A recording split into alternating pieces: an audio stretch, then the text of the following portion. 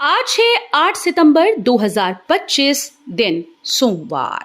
Welcome back to clean news UP. चलिए देखते हैं उत्तर प्रदेश की 25 फटाफट बड़ी खबरों को। 10 से 25 सितंबर तक यूपी में राशन वितरण। सोनभद्र में अंत्योदय को 35 किलो और गृहस्थी को 5 किलो मिलेगा लाभ। उत्तर प्रदेश के राशन कार्ड धारकों के लिए अहम खबर है। सितंबर माह का राशन वितरण 10 से 25 सितंबर के बीच किया जाएगा। उचित दर की दुकानें सुबह 8 से शाम 6 बजे तक खुली रहेंगी। दोपहर 12 से 2 बजे तक बंद होंगी। मुफ्त राशन का लाभ केवल उन्हीं कार्ड धारकों को मिलेगा जिन्होंने ई-केवाईसी पूर्ण कर ली। सोनभद्र में अंत्योदय कार्ड धारकों को 35 किलो राशन तथा गृहस्थी कार्ड धारकों को प्रति यूनिट 5 किलो राशन मिलेगा। पेराई सत्र 2025-26 के लिए नई गन्ना सट्टा और आपूर्ति नीति लागू। किसानों को मिलेगा समयबद्ध भुगतान व बेहतर लाभ। उत्तर प्रदेश के लाखों गन्ना किसानों के लिए राहत भरी खबर है। मुख्यमंत्री योगी आदित्यनाथ सरकार ने पेराई सत्र योगी आदित्यनाथ सरकार के द्वारा नई गन्ना सट्टा और आपूर्ति नीति जारी की। इस नीति का मुख्य उद्देश्य किसानों को पारदर्शिता के साथ उनकी उपज का उचित मूल्य दिलाना और समय पर भुगतान सुनिश्चित करना है। नई व्यवस्था से गन्ना आपूर्ति प्रक्रिया आसान होगी और किसानों को अपनी फसल का लाभ जल्दी मिलेगा। गाजियाबाद मेरठ की सड़कों पर विकास की बयार। राजनगर एक्सटेंशन में नई रोड और मेरठ में 47 करोड़ की लागत से आधुनिक सड़कों का निर्माण। गाजियाबाद और मेरठ के लोगों के लिए बड़ी राहत की खबर है। गाजियाबाद के राजनगर एक्सटेंशन में जल्द ही हम तुम रोड और बंधानूर नगर मार्ग का निर्माण शुरू होगा। जीडीए ने भूमि अधिग्रहण की प्रक्रिया तेज कर दी है और 3 महीने में काम शुरू होने की संभावना है। 24 मीटर चौड़ी हम तुम रोड और 18 मीटर चौड़ा बंधानूर नगर मार्ग बनने से यातायात सुगम होगा। जेवर एयरपोर्ट के 20 किलोमीटर दायरों में घरों के नक्शे होंगे कलर कोड मैप से मंजूर। ऊंचाई पर सख्त नियम लागू। नोएडा इंटरनेशनल एयरपोर्ट के 20 किलोमीटर के दायरे में अब मकानों और इमारतों का नक्शा कलर कोडेड जोनिंग मैप के आधार पर मंजूर होगा। एयरपोर्ट अथॉरिटी ऑफ इंडिया ने ये मैप जारी कर दिया है जिसे बिल्डिंग बायलॉज में शामिल किया जाएगा। इसका उद्देश्य एयरपोर्ट संचालन में किसी तरह की बाधा न आने देना है। नोएडा एयरपोर्ट समुद्र तल से औसत 200 मीटर की ऊंचाई पर है और प्रथम चरण में 1334 हेक्टेयर भूमि पर 2 रनवे प्रस्तावित हैं। लखनऊ, गाजियाबाद और अयोध्या सहित 6 शहरों में बनेंगे आधुनिक बस स्टेशन। पीपीपी मॉडल से 2700 करोड़ का निवेश। उत्तर प्रदेश में परिवहन ढांचे को नई ऊंचाई देने के लिए बड़ा कदम उठाया गया। लखनऊ के गोमती नगर समेत गाजियाबाद और अयोध्या सहित 6 बस अड्डों को आधुनिक स्वरूप देने के लिए 2700 करोड़ का निवेश किया जाएगा। यह काम ओमेक्स ग्रुप के वेंचर बी टुगेदर को सौंप दिया गया है जो पब्लिक प्राइवेट पार्टनरशिप मॉडल पर इन्हें विकसित करेगा। सीएसए से बर्रा तक मेट्रो परियोजना में तेजी। 15 में से 6 रेलवे ट्रैक तैयार, जल्द शुरू होगी सेवा। कानपुर मेट्रो के सीएसए से बर्रा 8 तक जाने वाले दूसरे कॉरिडोर के काम में तेजी आई है। इस रूट पर 15 रेलवे ट्रैक बनाए जा रहे हैं जिनमें से 6 पूरी तरह से तैयार हो चुके हैं। सीएसए परिसर में बने डिपो में इन ट्रैक पर ट्रेन संचालन, मरम्मत और रखरखाव की व्यवस्था होगी। रूट पर 10 मेट्रो ट्रेन चलेंगी जिनमें से 3-3 कोच होंगे। डिपो में 4 track workshop, 4 train parking, 4 shunting, 1 coach unloading, 1 पिट व्हील और 1 ट्रैक टेस्टिंग के लिए इस्तेमाल होगा। 16 सितंबर से कानपुर से दिल्ली के लिए रोजाना उड़ान। इंडिगो का 232 सीटर विमान करेगा सफर आसान। कानपुर के यात्रियों के लिए बड़ी खुशखबरी है। अब दिल्ली जाने के लिए रोजाना हवाई यात्रा की सुविधा उपलब्ध होगी। ये सेवा 16 सितंबर से शुरू होगी जिसमें इंडिगो एयरलाइन का 232 सीटर विमान प्रतिदिन उड़ान भरेगा। अभी तक कानपुर एयरपोर्ट से अहमदाबाद, बेंगलुरु और मुंबई के लिए फ्लाइट सेवाएं उपलब्ध थीं जिनके शेड्यूल में भी बदलाव किया गया है। त्योहारों पर यात्रियों की बढ़ती भीड़ को देखते हुए ये कदम उठाया गया है। 2047 तक विकसित यूपी। कृषि में ग्लोबल लीडर। $6 ट्रिलियन इकोनॉमी का लक्ष्य। मुख्यमंत्री योगी आदित्यनाथ ने विकसित यूपी 2047 का संकल्प लिया है। इस विजन के तहत प्रदेश को कृषि उत्पादकता में वैश्विक लीडर बनाने के साथ साथ औद्योगिक विकास में भी नई ऊंचाई दिलाई जाएगी। कृषि क्षेत्र में नवाचार और तकनीक का इस्तेमाल बढ़ाकर यूपी को किसानों के लिए रोल मॉडल बनाया जाएगा। वहीं $6 ट्रिलियन की अर्थव्यवस्था का लक्ष्य रखा गया है।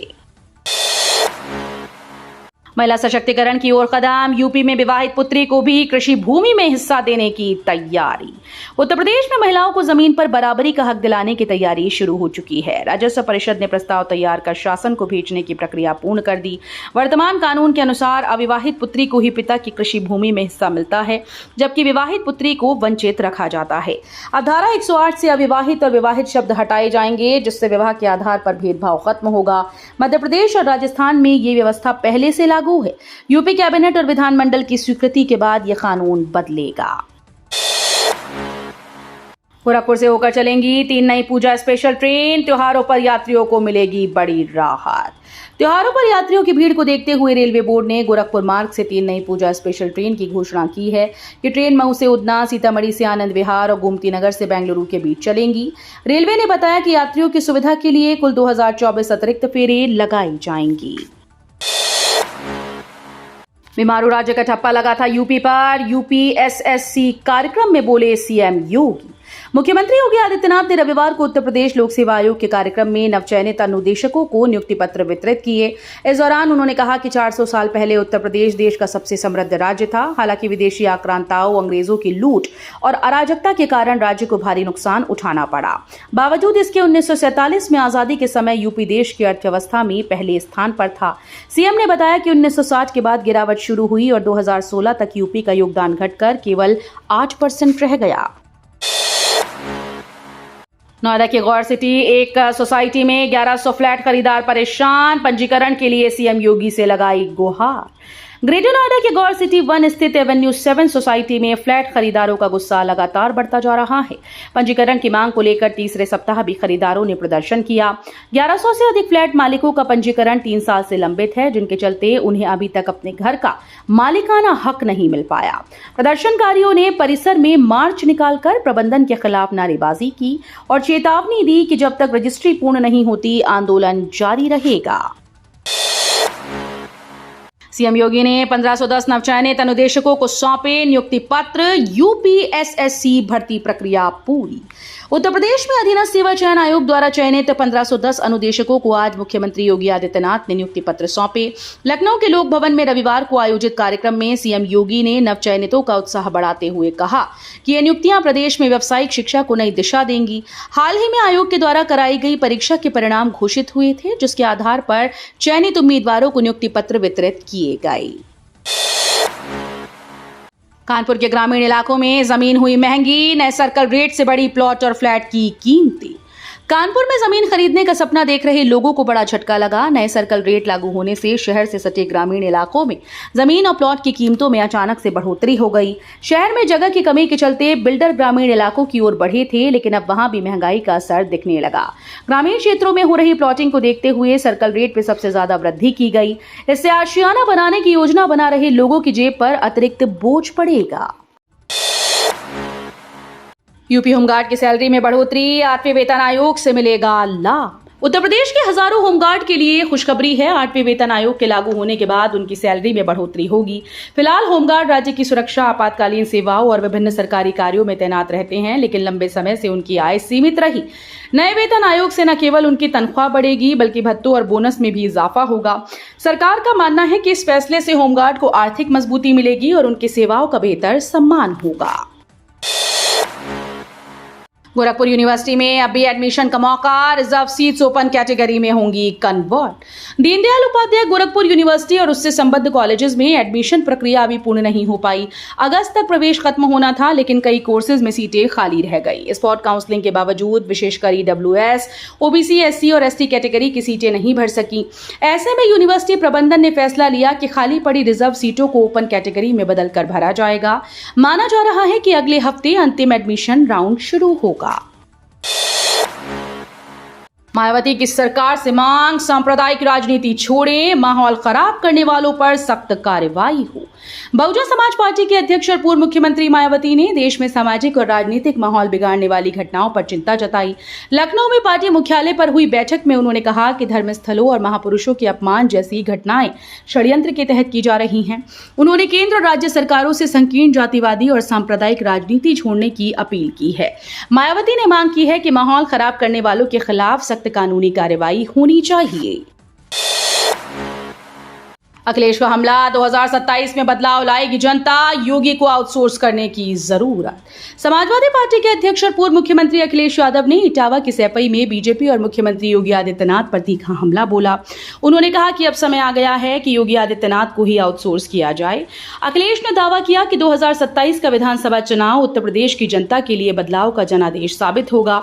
उन्होंने आरोप लगाया कि बीजेपी सरकार में संविधान और आरक्षण खतरे में है, गरीबों को सम्मान नहीं मिल रहा और युवाओं को रोजगार से वंचित रखा जा रहा है। प्रयागराज जंक्शन पर पकड़ी गई किशोरी का पाकिस्तान कनेक्शन, आरपीएफ और खुफिया एजेंसीज अलर्ट। प्रयागराज जंक्शन पर 2 दिन पहले पकड़ी गई बिहार की किशोरी के पाकिस्तान कनेक्शन का खुलासा हुआ। मोबाइल जांच में पता चला कि वो इंस्टाग्राम पर पाकिस्तान के एक युवक से लगातार संपर्क में थी और फोन व चैटिंग के जरिए बातचीत कर रही थी। इस मामले की गंभीरता को देखते हुए आरपीएफ, जीआरपी और खुफिया एजेंसीज अलर्ट हो गई। फिलहाल किशोरी को पढ़ाई के लिए चाइल्ड लाइन को सौंप दिया गया है और सूचना मिलने पर उसके परिजन भी प्रयागराज के लिए रवाना हो गई। उपराष्ट्रपति चुनाव से पहले विपक्षी सांसदों के लिए मॉक वोटिंग और खड़गे के डिनर की तैयारी। आने वाले 9 सितंबर को उपराष्ट्रपति चुनाव होने वाले हैं। ऐसे में राजनीतिक गतिविधियां तेज हो गई। इंडिया ब्लॉक के सूत्रों के अनुसार आज सोमवार को विपक्षी सांसदों को वोटिंग की प्रक्रिया की जानकारी दी जाएगी। इसी दिन दोपहर लगभग 2:30 बजे संसद भवन के सेंट्रल हॉल में मॉक पोल यानी फर्जी वोटिंग कराई जाएगी ताकि सांसद वास्तविक वोटिंग से पहले अभ्यास कर सकें। इसके बाद शाम को कांग्रेस अध्यक्ष मल्लिकार्जुन खड़गे सांसदों के लिए संसद परिसर के एनेक्सी में डिनर का आयोजन करेंगी। वैज्ञानिकों ने कैंसर के खिलाफ बनाई 100% प्रभावी वैक्सीन, बड़ी उम्मीद जगी। कैंसर आज की सबसे गंभीर और तेजी से बढ़ती स्वास्थ्य समस्याओं में शामिल है। हर साल लाखों लोग कैंसर से अपनी जान गंवा देते हैं। बदलती लाइफस्टाइल, जंक फूड, धूम्रपान, शराब, वायु प्रदूषण इसके प्रमुख कारण हैं। आधुनिक चिकित्सा और नई तकनीकों ने इलाज आसान किया, लेकिन ग्रामीण क्षेत्रों में स्क्रीनिंग और उपचार की पहुंच अभी भी चुनौती बनी हुई है। इस गंभीर समस्या को देखते हुए वैज्ञानिकों ने अब 100% प्रभावी कैंसर वैक्सीन विकसित कर ली है। यूपी का पहला कृषि विश्वविद्यालय NIRF रैंकिंग। आचार्य नरेंद्र देव कृषि और प्रौद्योगिकी विश्वविद्यालय ने NIRF 2025 रैंकिंग में अहम स्थान हासिल किया। ये उत्तर प्रदेश का पहला कृषि विश्वविद्यालय है जिसे देश के विश्वविद्यालयों में 151-200 की श्रेणी में जगह मिली है। कानपुर में विधायक की शिकायत पर जिला कृषि अधिकारी निलंबित, नशे में मिलने का आरोप। कानपुर में खाद की किल्लत को लेकर भाजपा विधायक अभिजीत सिंह सांगा ने जिला कृषि अधिकारी से बात की, लेकिन बातचीत के दौरान अधिकारी नशे में थे और उनके सवालों का जवाब ठीक से नहीं दे पाए। नाराज विधायक ने जिलाधिकारी से शिकायत की। जिलाधिकारी ने उप कृषि निदेशक को जांच के आदेश दिए। जांच में आरोप सही पाए जाने पर कृषि निदेशक ने जिला कृषि अधिकारी को निलंबित कर दिया। केंद्रीय कर्मचारियों के लिए खुशखबरी।